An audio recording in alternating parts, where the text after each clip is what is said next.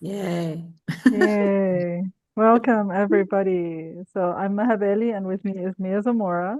And we have a group of folks from MYFest. And we're going to do this Curricular Seeds. This is the first time we do this type of session. The topic of today is intercultural learning. And basically, the Curricular Seeds idea is we're going to share some of the things we do in our classes about this topic, and we want to hear from you. And I've created a Padlet where you can add your ideas onto the Padlet if you want. And I'll just share screen, show the Padlet, explain how I thought about it. And we can add more columns if we want to, whatever you like. Okay, so I have introductory activities. I think it's important to warm up when you're working between classes with different cultures in some way. Sometimes it's useful to talk about language if these different students come from different cultural and linguistic backgrounds. So I have linguistic activities, I have identity-based activities, I have things around discussing coloniality, and then other for anything else that people come up with. And what I was doing, this is a little bit funny, but what I was doing with the introductory activities, Padlet allows you to change the background of a post. So one of them, Story of Your Name, has a red color, and one of them, Alternative CV, has a green color. And this is just me in terms of the green one, I think works great in most contexts and is not a high risk activity, I think. And I'll explain what it is very quickly. And the other one is a great one, but it can be high risk, and I'll explain why. And then I'll explain the alt CV very quickly. So the alt CV, Mia and I have done. I don't know if I think you've done it with your students as well. We did it by Equity Unbound as well. Is Yeah. you know how a lot of times in our classes we ask students to introduce themselves in the moment, and a lot of them get anxious and nervous about it. The alt CV is an asynchronous way to introduce yourself. And it also is like, don't give me your CV in black and white. Give me your alternative CV in multimedia and tell me the things you value about yourself. And so if you click on the link there, it'll explain to you the activity. It'll give you links to other people's. It's helpful to show people yours, like to make your own and to show it. And we've done it in some of the intentionally equitable hospitality series. I think the asynchronicity of it and the complete freedom to do whatever you want with it. And also, if you have someone who has a certain impairment, like visually impaired or something like that, they could write a poem about themselves, like just describe yourself in a creative way that's not like a very structured way. So I believe this activity works. And then you can get, I think, I don't know if we did this with you, Heather, or did it with someone else, but like I had my class and another class show each other their alternative CV as a way to Hmm. introduce themselves instead of putting them in a breakout room, say introduce yourself, and then they get nervous. They already have the alternative CV, so they show it, and then they can ask each other questions about, oh, you have a pet, what's it called? Or, oh, you play music, what kind of music? And then they have something to talk about and helps them open up the conversation. The other one, which I really like, is Story of Your Name. And if you click that link, you'll find a video of us actually doing it together.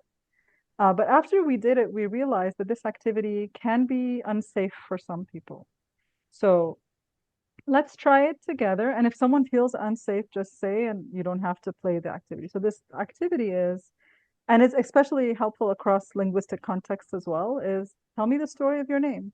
Tell me any story about your name, like why your parents named you that, or what your name means in your language, or some celebrity who shares your name, or anything like that. And I'm gonna share mine to start.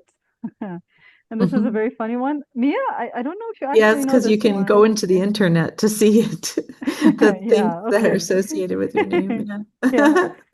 So this one is kind of hilarious, actually. So I have a, by the way, my name, my full name, like the Bali part of it is very unique. Like there are very few people in Egypt with this last name. But if you search for it in images, this is what you get. So you get me, professional pictures of me. There are not many pictures of me online. And then you get this Indian character who is a legend, a legendary mythical king who thankfully is a kind person. But he shares my full name, Maha Bali. So Yeah. this is a funny one that I think is kind of hilarious.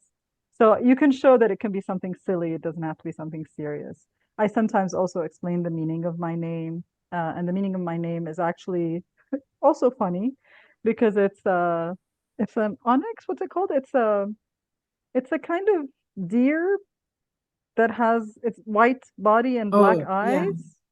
And so yeah. Arabs and horns, and Arabs used to like them. It's an Arab. It exists in the Arabian deserts, and they like the Maha for the eyes. So they usually call a woman who has beautiful dark eyes a Maha. Mm, that's So lovely.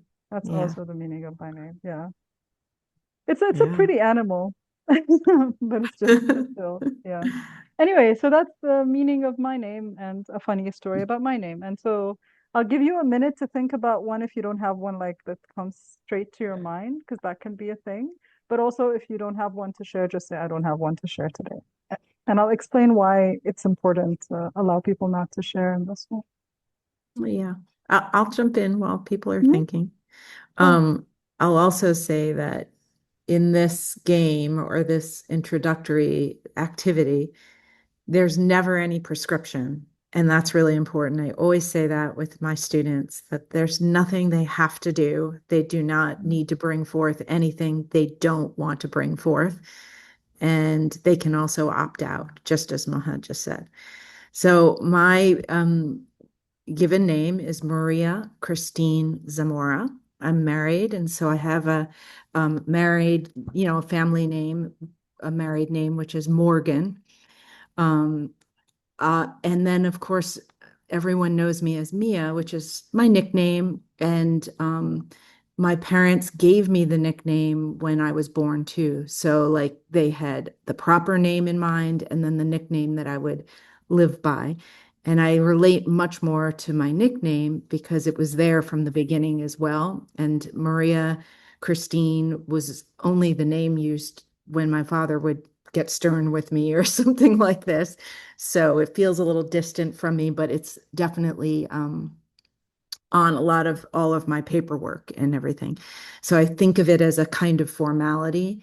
Um, and so I experience a little bit of what's it called? A little bit of uh, I'm not sure who I am, identity crisis sometimes, because when my children were younger and they used to come home from school with their friends, the children properly would address me as Mrs. Morgan because they know my sons as Henry Morgan and Jude Morgan. And I would literally like not know who they were. I would be like looking around behind me to see who they were referring to and then remember it was me. Um, but I've grown into my married name too in certain contexts. Um, but it's like a catch-up thing. And then the other thing I'll say about my name is that I've never cleaned it up, so to speak, properly. So some of my publications are under Maria Christine Zamora. Some are under Mia Zamora. It's a big mess. Like I have several names in the Library of Congress in terms of that. I sometimes think, oh, maybe someday I'll fix that somehow. I don't even know how to fix it because I don't know which name I would go with. But I'm just saying, I think, oh, I know the word I was struggling to find and now I have it. I'm a little schizophrenic when it comes to like my name and for all the reasons I've shared. So that's a story there. Yeah, I have a similar thing Mm, because when for forever I've known myself as May or May, like it's very difficult to say May, the sound in North America, so it's May Camel, and then uh, Egypt decided to go digital or something, and all of a sudden my ID comes with it's May Yassin, May Camel mm, Yassin, a different name, last name. mm, And for me and my brother, same thing. mm. And my dad is like, huh, like, I don't know what's that about, but maybe it's someone in the family. Uh, Oh, so officially, I wow. became May Yassin instead of May Kamel overnight. And I was like in my 30s. So when I Wow. left Egypt to go to Canada, all they know, they don't care about May Kamel, it's May Yassin. So in every document, I am someone else. Wow. So Wow. so, and it's there, and it's like May Kamel Yassin, it is there, but it's one of the names, not my last name anymore. So You need when to I give them go, context about how Egyptian names work. yeah, because Yeah, the I'm IDs curious were about how made it by landed hand, like that. like people used to do them. They used to be No, but handwritten, and also once our they're, name is your father and the grandfather and the yeah, grandfather's Yeah, father and yeah. the yeah, So it's yeah. the not names just build your up name like, and your family yeah, name. exactly. So my I dad's name understand. is Yeah. his first name, and his dad, and his grandfather, and so on. And when I'm born, I don't just get the family name. No, I have to carry the whole tribe behind me. So, Yeah. so it's and it's not practical because any application I fill, like I have my name is tiny and I have 8 names after. It's never, there's never space, and it's everyone makes fun of it in airports. And but the Yeah. annoying thing is that the last name, and if someone calls me, I have to always be focused that they will call someone I don't know as me. Yeah. Like, Yeah. so Yeah. so unbelievable. So I usually go with preferred name um when I'm Hmm. working or when I'm doing anything, and this is for just official reasons. So I totally understand being called like in the pharmacy, and Yeah. my son was in the Yeah. stroller, and he's Yeah. like they say Miss Yassine, your medicine is Yeah. ready. He's like, Mommy, why is he saying that? That's not your name. And I'm like, no, it is Yeah. me. Sorry, it is my medicine. It is me. It's just I have to Yeah. explain to the guy now. He's afraid to give me the medication. Like, it's not you. So who are you? Like, it is me, but it's a long story. Here's my ID. That's it. Like, Yeah. so Yeah. so Wow. it was that was a good opportunity to explain to my son, but he was like Yeah. looking at, and he lost interest after 2 seconds when I was Of telling him course. the Yeah. story. Like, so when do we get the snack? Like, oh, what do you want? Right. So, so Yeah. it's incredible what the government decides to go digital, how it Yeah. happens. Yeah, Yeah. Yeah. Wow. That's very interesting. yeah. I might try to clean it up one day as well, but it's a ton of paperwork between two countries. So, oh my God. Right. Yeah, Right. yeah. Yeah. Thank you, May.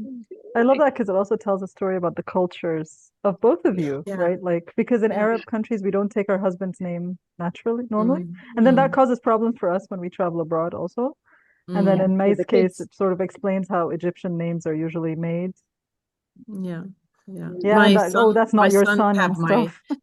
yeah, I was going to say my sons have Zamora as their middle name. So, but Oh, that it's like a helps. tradition so it ties them in paperwork, but not in daily life. It's interesting. Yeah. Yeah, it's interesting.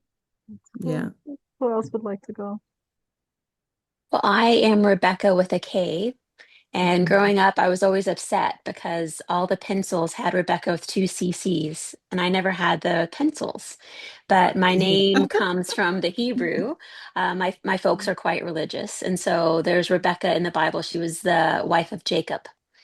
And Hmm. so Rebecca supposedly means peacemaker, but she was a troublemaker, that Rebecca in the Bible. She schemed her way through things, and I quite like her as a character, though she's often misunderstood. I also feel misunderstood quite a few times as well. But I love this activity. I think this is such a neat way to talk to students. Like I teach technical communication, so I teach a range of students, and so I think this would be such a a really neat invitation to offer to students to kind of give us a little snapshot of where they're coming from.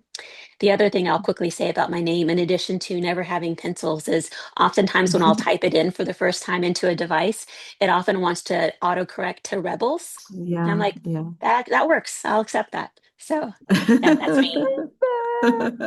I first of all, I want to understand the pencil thing. Okay. What is this There, pencil thing? Well, you get like all these like little customized things you can get with your Hmm, name on it, right? You can get like keychains, little tchotchkes. You can get okay. pencils, any kind of like it's just a little. I don't know. yeah, Help me back explain it, in the Mia. day when, yeah, I was going to say when we were little, you would go to a gift store or something, and there'd Right. be name plates or name Hmm. pencils and stuff, and you'd look and look and look, and you could, and so I could find Maria every time, but that wasn't Yeah. me. But I couldn't find Mia that much. Now they'll have it because it's a popular name now. Yeah. But Yeah. a lot of times, if you had an unusual name, you were out of luck. And so it's upsetting as a child to not be able It to find your is. name. It Yeah. is upsetting. It is upsetting. Well, one Yeah. other quick story I just remembered as we're talking is I was in grade one class, and there was another, my nickname was Becky. And Mm. so when I was growing up, no longer, but that's my nickname. And I was given the option of either being called Rebecca, which seemed really grown up at the time in grade one, or I could go by Becky with a diminutive of my middle name. So my middle name is Joanne. And so for the longest, for that first year, I was called Becky Joe. So that's Oh, like my real country name. And so I have a that's little kind of cute. ornament. I have a little Christmas ornament I put up every year for Christmas from my grade one best friend Mindy, and it says my name Becky Joe on it. So like I put it up there, and people are like, "Who's this Becky Joe?" But yeah, so That's if you cute. really want to get to know me, call Cute. me Becky Joe, and I'll say yes. That's so cute. I love that you had so Very many cute. different elements of this story. And one of Yeah. the things that stood out to me in your story is that in the Quran, there's a lot about Jacob and Joseph. And of course, Jacob is Israel, right? So Jacob is everywhere in the Quran and his sons' sons, right? But we don't know his wife's name. The only woman who's named in the Mm, Quran is Mary, and we call her mm, Maryam, and there's a whole chapter on her. But all the other women, oh, the wife of Jacob or the wife of Job or the wife mm. of Noah and so on. But I actually think that the wife of Jacob isn't even mentioned at all in the whole story of Joseph and how his brothers. Mm. She's there, like she exists and she's part of the Yeah. story, but she doesn't talk much. Well, and So she that was was the one interesting. who was behind all of the deception. Like she helped. Oh, we don't Jake. have that part. Yeah. Oh, Am because I she's the right? second wife, right? She's the second wife. No, Or she's the good maybe, wife. you There know was a what? You first know wife what? and a second wife, I'm trying to think. I right? might I be think that's confused, what. Maha. Like, or am I thinking Rebecca is? Oh, yeah, yeah, yeah. Because Rebecca. No, no, no, no. Is Rebecca was the mother of the Isaac's older wife. I think Rebecca was Isaac. Isaac's wife. I'm sorry. I'm like, you can tell Okay, I've I been out of the church see. for a while. Is Rebecca was Isaac's wife, the mother Okay. of Jacob. She was the mother of Mm, Jacob, right? mm. Because Jacob loved Yeah. two women. Okay. Jacob loved two women. Jacob loved Rachel and Leah. Anyway, I don't want to go down that path, Okay, but I see, I yes, see. but she was the Okay. mother of Israel. So there you go. There you go. Uh, Okay. How yeah. interesting. Hmm. Okay, who wants to go next? Well, this activity alone is just, but it's worth it. I Yeah. love this Yeah. activity. Okay, I can go. Mine's pretty simple. I was one of a million Jennifers born in the 60s. Yeah. It was so And popular. yeah, I feel like I've very rarely been involved with anything where I haven't been one of two, three, four, whatever.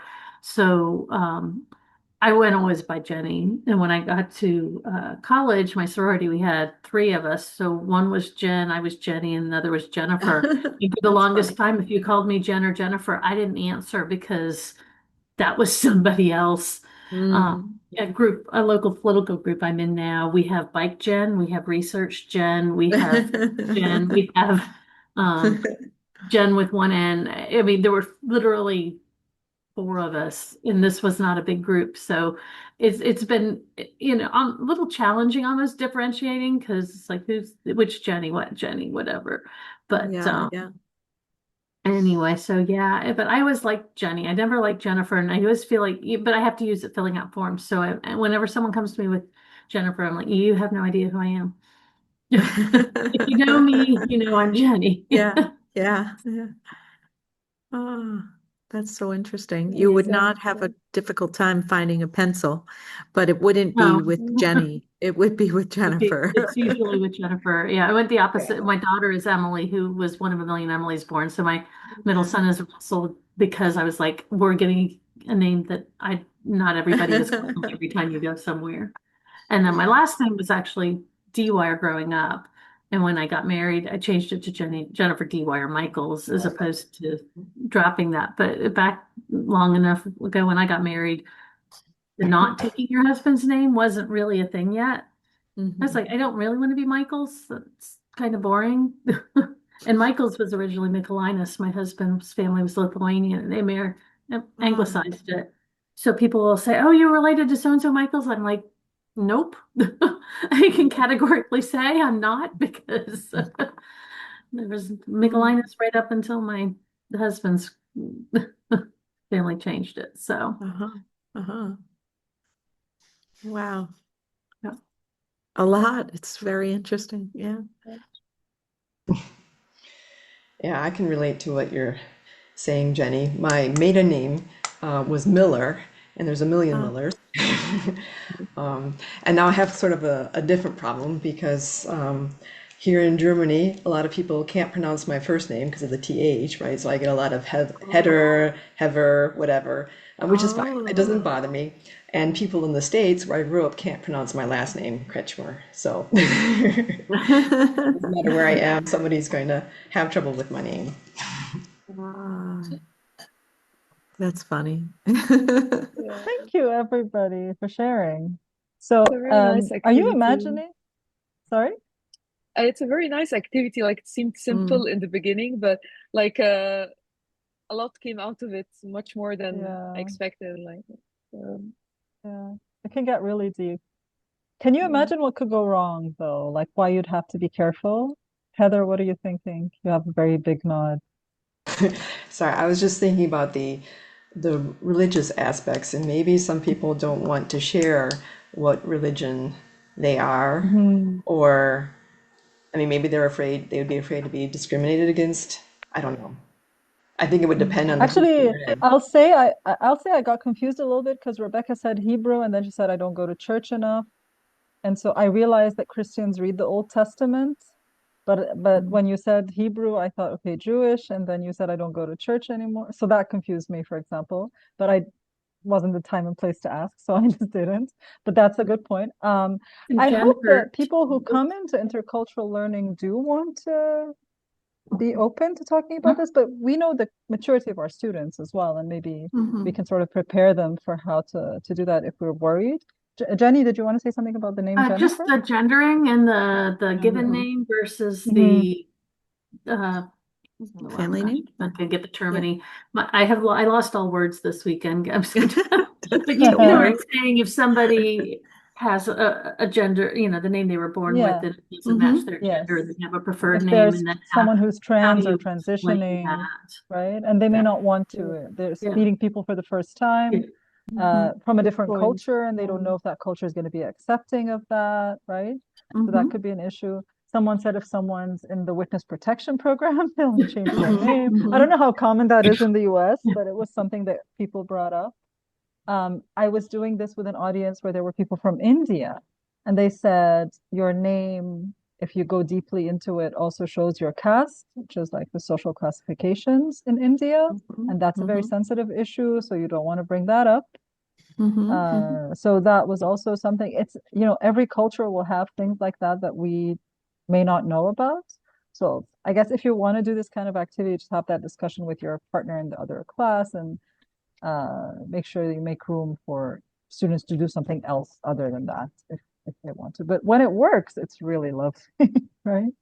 Yeah. Okay, I'll have one more to share, and I'll do it very briefly, and then I'll ask you to share, and then you can look at anything else.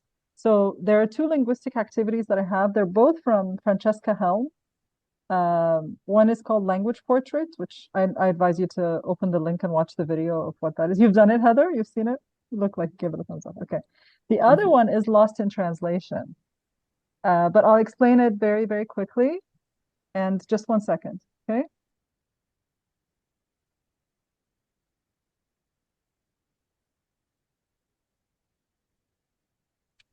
And the basic idea is what's a word in your language or in some language that you know very well that doesn't translate well to other languages? Obviously, if you have people who are monolingual, this might be a difficult one to do. Um, but in my case, all my students are bilingual.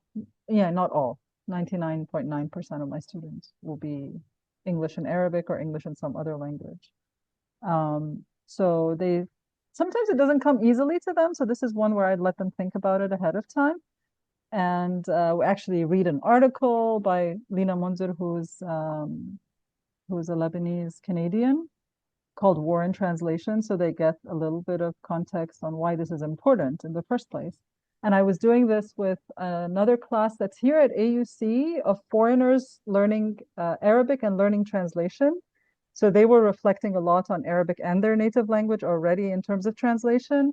So then when we brought the students together, they had a lot to say. And the international students knew Arabic. So when my students talked about a word that is not translatable to English, they would sometimes say, oh, but there's a translation in Polish, for example. But just that my students don't know Polish, so they wouldn't know that. So I'll show you a quick video that I found recently because I've always said that this word doesn't translate, and I found someone who was talking about it, funnily enough, about the World Cup, but I mean, she's really talking about more than the World Cup.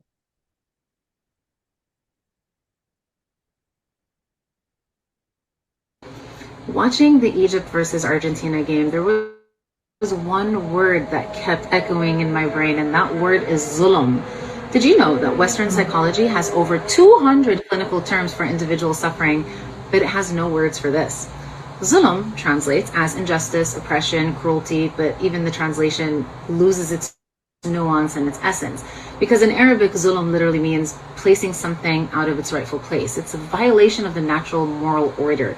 It's not just unfair or unjust, it's cosmically wrong. And Arab communities have been living inside of zulum for years. That's why this match felt so charged. It wasn't just about corrupt refereeing or FIFA's corruption. It was about ceasefires that were violated before the ink was dry, ancient cities bombed while the world looked away, anti-Muslim hatred that stopped hiding, a president calling moderate shooting a ceasefire, all of it, all of the oppression, all of the injustice, one word, zulum. Okay. You get the idea. I used to say zulm, or dhulm actually. I used to say the word mazloom, which is the person against whom the injustice has been done, as one word, and that in English doesn't exist as one word. And it doesn't sound right because it's not oppression. We're not talking about it happening on that level. We're talking about it happening on individual level.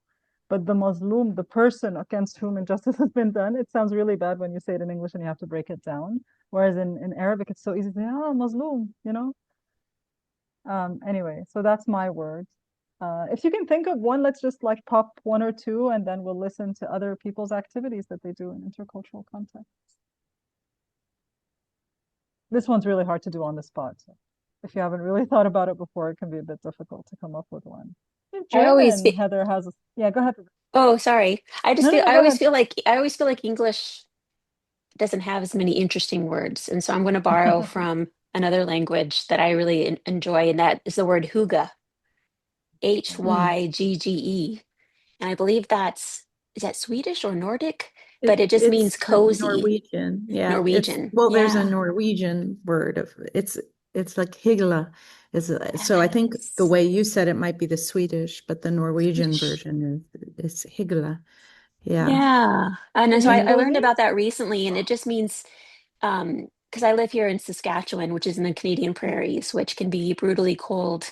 And I didn't grow up in this area. I grew up in Georgia, Savannah, Georgia, in the US. So I'm not used to the cold. But this idea of hygge, from what I understand, the very limited reading I've had is just cozy and like finding these ways to find warmth in the coldness and to really celebrate being inside, whether it's with by a fire or for me, it's a heated blanket in a book or Mhm. cross stitching, but just trying to find comfort in the cold. That's kind of how I understand it. But me, if you can flesh it out more, I'd love to hear more about it. Well, I have my own understanding is as someone who's lived in Norway, but not, like I wasn't from there, but so I learned from it by being there. But it's a concept that's connected definitely to the winter and to the dark, but it's like a flip on that challenge and to make things feel intimate, to slow down, to pause. So it's not just about like, it's a sort of like yeah, it's a spiritual word as much as it is like a comfort thing. It's like a kind of considering that there's a time in which to bring things closer and be intimate and quiet and that kind of thing. It's a very nice word, and yeah, there's no English version of that word for sure. Beautiful. Yeah. It's not cold enough, I guess. There Well, might it be one does in get cold, Scottish. but the There might culture be one in doesn't Scottish. embrace that. Yeah. Oh, good point. Yeah. Yeah. There's a Yeah. way in which a culture either celebrates something hard or resists it. And so that's Mm, the way I it's love that. embracing it is very powerful framework for I love that a understanding the lot. cultural. Yeah. Yeah. Jenny, what's yours? Tsundoku? Is that Japanese? What's that? It's a Japanese word, and it means it's the phenomena of acquiring reading materials, but letting them pile up in a home without reading them. Ah, I have that. I'm And that I person have that on my too. phone, whenever on I my Kindle app. first saw that word, it just stuck. I was like, oh, for goodness sakes, this is 100% me, and there is not an English word for that. Yeah. Oh my Okay, God, I Helen, have that Heather, too. I am not even gonna try pronounce Yeah. this. My word is Herzensangelegenheit, and literally it means matter of the heart, but it's something that is like deep in your heart that you love. So I guess for this group, I think, equity and care. I would say care is like a matter of our heart, something that's deep within our hearts that is really, really important to us. Mia, I'm sorry, I think I cut you off. You wanted to say something before I called on No, Heather. no, I'm good. Yeah. Yeah, good. What I think is when I started to learn a little bit of German, I loved that I could figure out that long words are actually just 5 words stuck together. But Mhm. it doesn't sound like a warm word when you given the meaning of it. Well, I mean, Herz, is the heart. Uh, So, Hertz, I See? think the reason Hertz sounds like power to me because of the measurement of power is in Hertz. I know it's spelled differently, but that kind of got in the way of that. So that's really nice. One of Hertz my and favorite words in English is serendipity. And I'm not sure if there's any word I think you can say that in French or Spanish, but it's the English, which is oh, serendipity. So it's serendipity, something like that. But it just means like that a happy like surprise that you didn't plan, that you stumble upon. I'm not sure if there's any other word because I'm not I don't have a universal translator in my brain, but I've never really come across that word. But I always loved that word as a child. When they said, "What's your favorite word?" I always say serendipity, because I think it sounds good, like it sounds like ice cream or something.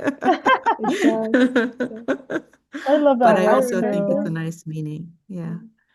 I actually, when I saw the movie Serendipity, I got Mm. stuck on the word because I realized at the time I've never heard this word before, and I kept Mm. looking it up, and it was one of those words in English that can be explained in Arabic with a sentence, actually, as Yeah, opposed yeah. to the other way around, because we say, oh, Arabic is very rich. So you have like one word and you need an essay to describe it, but it's not true. In this case, actually, this word sums up a lot of, yeah. Yeah. Um, Yeah.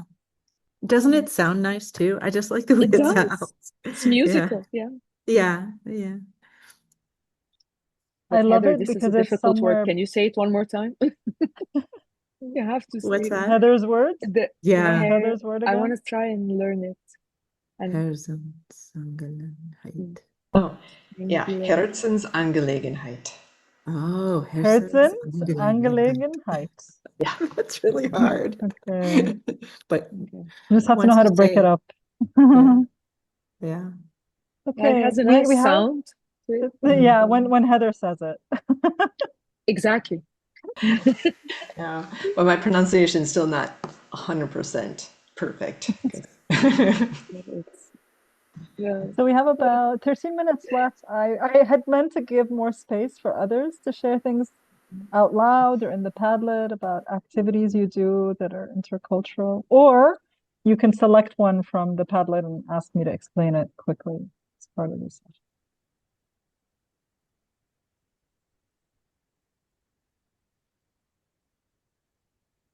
Well, I could explain one that's quite nice. Um, it's called Feedback from a Monster. And sounds and actually the interesting. materials are yeah, actually they are like CC materials, so I could share them with you and you can do what you like with them if you like the activity. But basically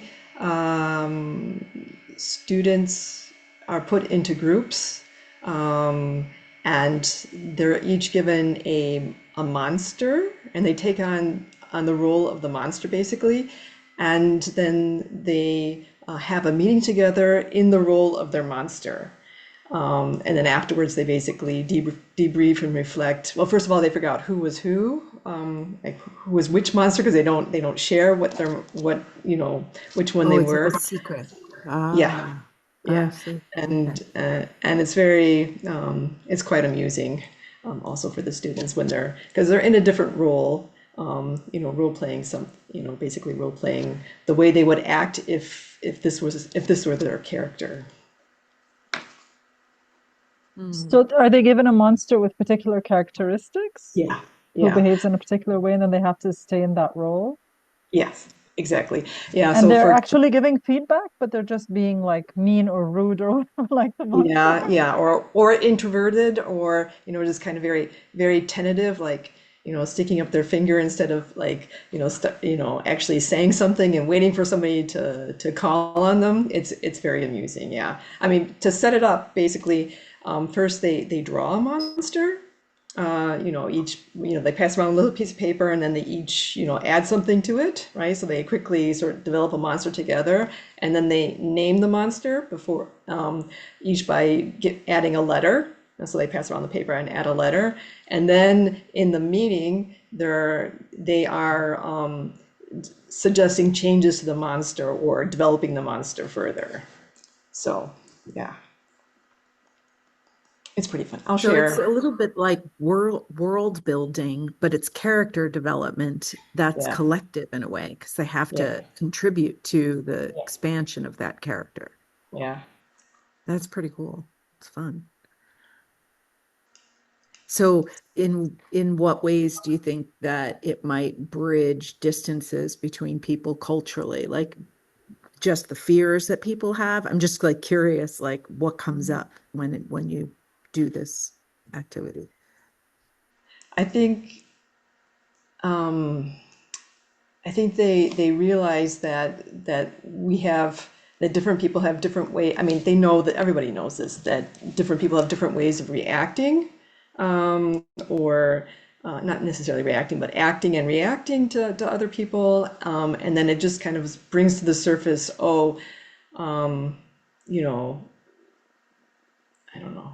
It just sort of brings things to the surface. I'm not explaining it very well.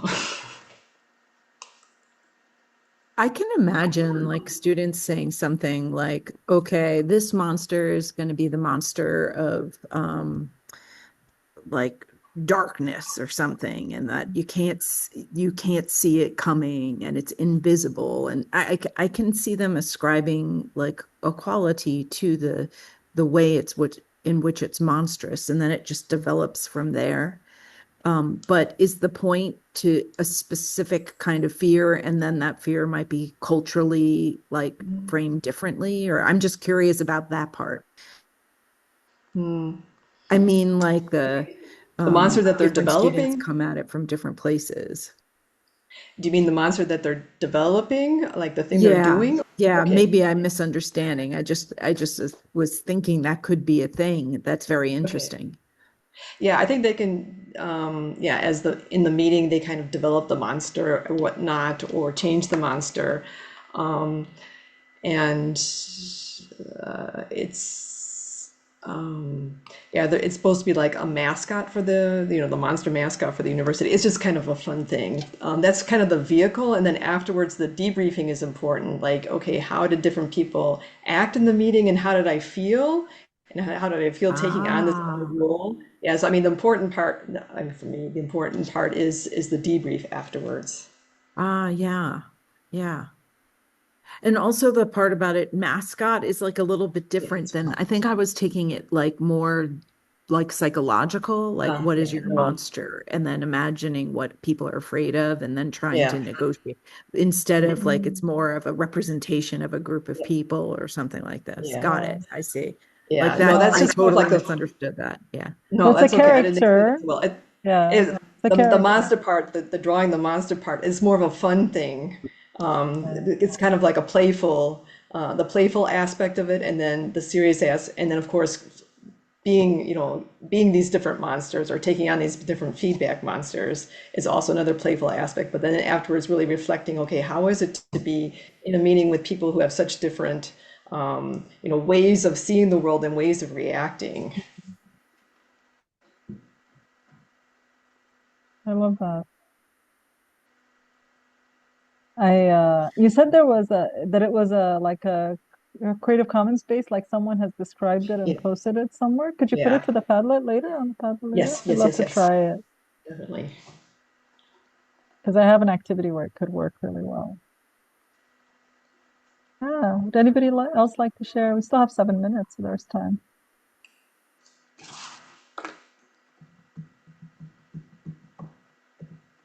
You can either share one or select one from the Padlet and ask us to discuss it.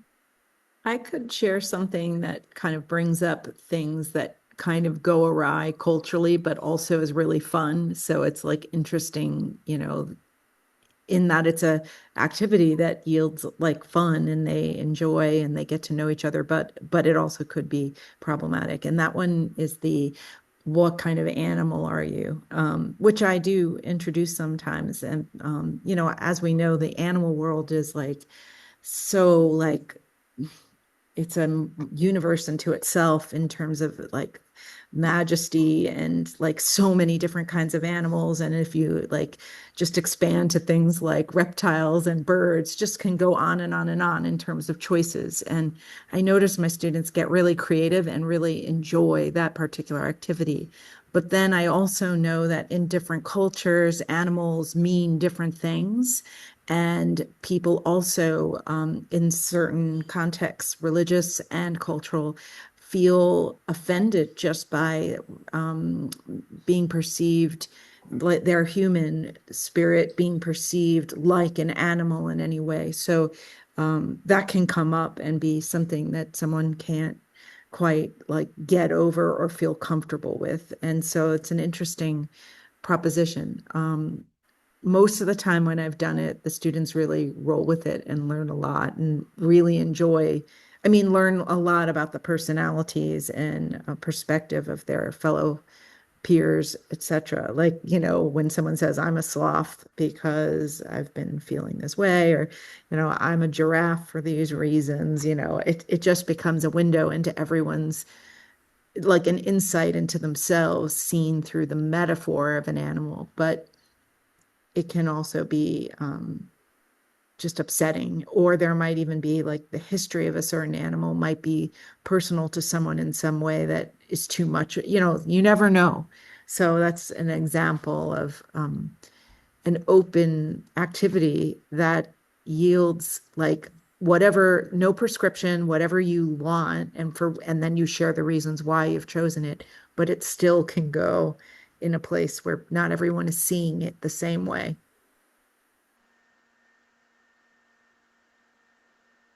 Oops. I kind of feel like you got cut off that last minute. Did I get cut off? Um, I didn't know. yeah, just the last minute, just the last word. Oh, I just said it might not go the way everyone perceives it's going. And there's a lot of Mhm. unstated things that might make people feel uncomfortable that are hard to navigate in the context of just a fun animal game. But Yeah. uh, I remember uh yeah. I remember Irene Mao was doing it for the video, and as Irene is from Kenya, and she said that she once did it to a South African audience, and the men just refused. And apparently in post-apartheid South Africa, this was extremely offensive. Mhm. What Mia was saying, like in some cultures you can't do that, but also like thinking about things like dogs, the connotation of dogs in the US or in Western culture are loyalty and things like that, Yeah, whereas in yeah. the Arabic language, dog is a, I know that female dogs is an insult, in Yeah, all yeah. languages, but dog in general is an insult in Arabic, or in Egyptian Arabic at least, and dogs are considered like unclean and things like that. Oh, now people have a lot of dogs, but generally speaking, yeah, it's not a compliment to call someone a dog or things like that. Yeah, So there are things like yeah, this or things like owls being wise. For us, owls are scary, like things like that. yeah, Anyway, I yeah. see Rebecca's also asking about the identity wheel. So I put the identity wheel there, but I'll tell you the activity that I actually do in my class, and then I follow it with the identity. So the activity I do in my class, I learned through the Solia Connect program. They do intercultural virtual exchange. And I used to be a facilitator there more than 20 years ago, I think. Long time ago. Anyway, exactly 20 years ago, 2006. Yeah. And this activity is you ask a class of students to write down 10 elements of their identity of any kind. And then you give them time to do that. Usually some people never reach 10. So if they reach like 7 or 8, that's fine. And then you tell them to remove 4 words. And if they only had 8, to remove 3. Then you ask them to remove another 3. So they end up with just 3 words in the end. So you've just asked them to create 10 words, but then to end up with only the 3 that they would share today. They don't have to share what the other ones were. And then we talk about how did it feel coming up with the words? How did it feel taking them out?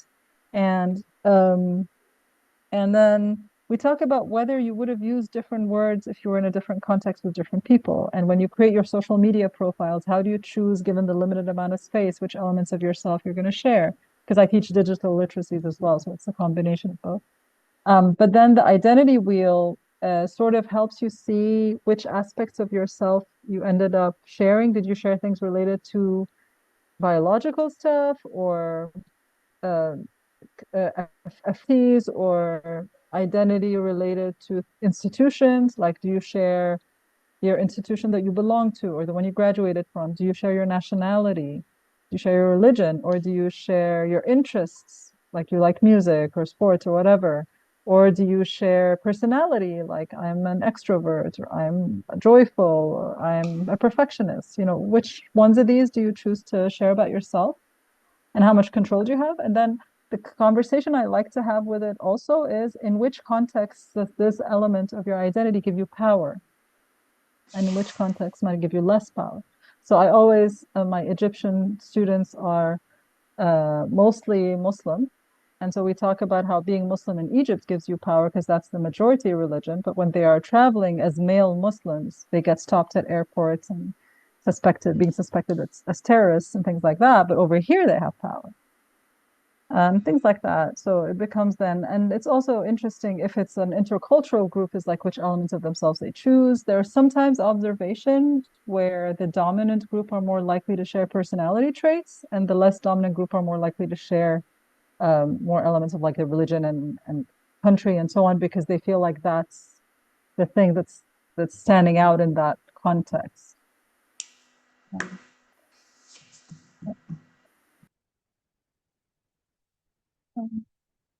We're at time, and I don't want to assume folks can stay longer. I did add the "What animal are you" to the Padlet. Feel free to add more into the Padlet, and we'll post it on our website so people can see more about it. And I will stop the recording, and I can stay for a few more minutes. People still want to chat. Oh, I can't stop the recording.